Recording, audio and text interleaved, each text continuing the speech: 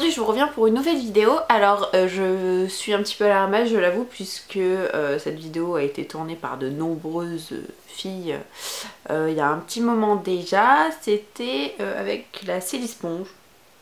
Donc moi je l'ai commandée sur AliExpress il y a un petit moment maintenant. Elle existe en plein de formes différentes maintenant, plein de couleurs. Il me semble que la Silisponge de base est pas tout à fait comme ça au niveau de la forme, je sais plus honnêtement. Et bon bref, peu importe, moi je l'ai prise en bleu. C'est très bizarre, on dirait un peu une prothèse mammaire ou je ne sais quoi.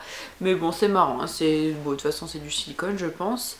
Je vous mettrai en barre d'infos si le lien du vendeur est encore valable. Je l'ai payé, il me semble, entre 1€ et 2€, je sais plus exactement parce qu'elle a changé de prix plusieurs fois. Dans tous les cas, je vous mettrai le lien du vendeur en barre d'infos. Alors, je vais tester l'application de mon fond de teint habituel du moment. C'est un fond de teint Yves Rocher, le Zéro Défaut, que moi j'ai en teinte rosé de sang. Donc d'habitude ce que je fais c'est que je me l'applique au doigt et ensuite je fonds la matière avec mon pinceau. Donc je vais faire pareil, je vais appliquer au doigt puis après je vais essayer de fondre avec le ou la Silisponge, je ne sais plus comment ça se dit. Et puis on va bien voir ce que ça donne. Donc, en général j'en mets une pompe et demie pour tout. Voilà. Donc là j'ai mis le fond de teint sur ma tête. On va essayer maintenant de fondre et voir ce que ça donne. Bah ouais, on essaye de tapoter un petit peu comme un Beauty Blender. Hein.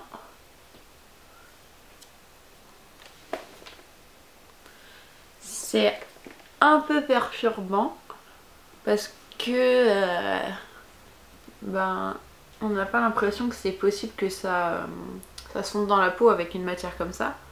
Puis pour faire le nez du coup, un peu compliqué.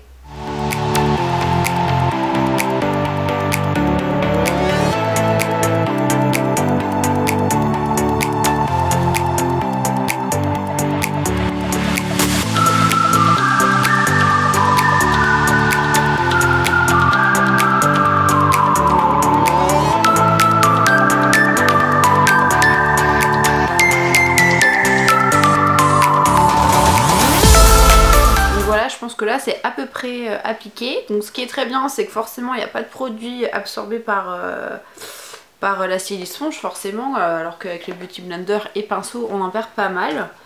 Après niveau résultat, je sais pas trop quoi en penser. Déjà sur le coup,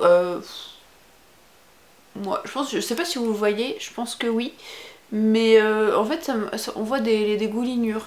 Le fond de teint est plutôt bien au niveau de ma carnation, c'est pas exactement la même couleur mais ça passe quand on étire sur le cou. Alors là ça m'a fait des coulures pas terribles et impossible à estomper à la Silisponge, donc à tenir à la main ou au pinceau. Après je vais vous faire un zoom sur mon visage, vous voyez un petit peu comment ça s'est fondu dans la peau. Donc je sais pas si vous pouvez voir. Je trouve ça pas mal en fait. Parce que contrairement au pinceau, vous voyez tous les petits pores que je peux éventuellement avoir là ne sont pas forcément marqués. Par contre sur le fond, en fait, surtout ça, je le remarque surtout sur le front. Mais j'ai l'impression qu'on voit que la matière est restée en surface de la peau. J'ai vraiment l'impression qu'en fait c'est une surface, ouais, que j'ai une pellicule sur le visage, mais pas que ça s'est forcément fondu avec la peau.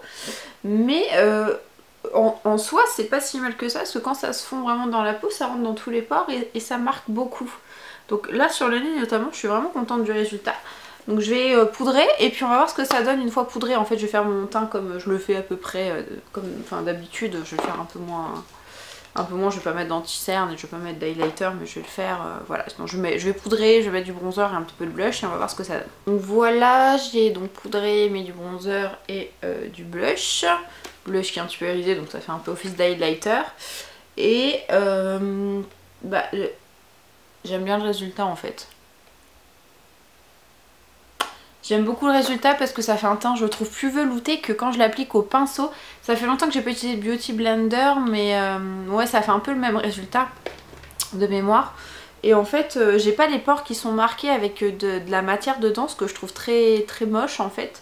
Et c'est un souci que je rencontre assez souvent avec le fond de teint et le correcteur. Donc là vraiment bien, avec la poudre par-dessus je trouve que ça fait un effet floutant au niveau, ça se dit floutant, enfin, ça floute les pores pour le coup. Ça fait un grain de peau voilà, assez joli, assez lisse. Ce qui me dérange juste en fait c'est que l'application est longue. Parce que bah il faut vraiment tapoter et lisser de partout, c'est assez rébarbatif. Et là je viens de voir encore ici que bah, j'ai pas forcément bien appliqué partout et que du coup bah, ça peut faire des taches. Il faut être super vigilant en fait de comment on l'applique et bah ouais, bien l'appliquer partout. Donc donc vous n'hésitez pas à me dire si vous avez déjà essayé ce genre de petites choses. Honnêtement j'ai vu énormément d'avis. Beaucoup, la majorité même je dirais étaient négatifs et il y en avait quelques-uns de positifs. Et moi bah du coup je dois dire que je suis assez surprise. Alors je sais pas si ça dépend aussi des vendeurs chez qui on la prend, si la vraie, si je fais pas le même résultat. Mais moi celle-ci de chez AliExpress, j'en suis vraiment, ouais, je suis agréablement surprise. Donc bah je vous remettrai bien le lien en barre d'infos. Si vous voulez vous la procurer, c'est moins cher qu'un Beauty Blender. Sachant que les Beauty Blenders d'AliExpress je trouve sont pas terribles. Donc parce que trop compact à mon goût, moi je préfère quand ils sont un peu plus aériens, ça fait un plus joli résultat. Donc là, ouais, je suis contente. Ouais, je suis contente. N'hésitez pas à me dire vous si vous trouvez que le résultat est plutôt joli en commentaire. Et puis je vous fais plein de bisous, je vous retrouve très vite. Ciao ciao.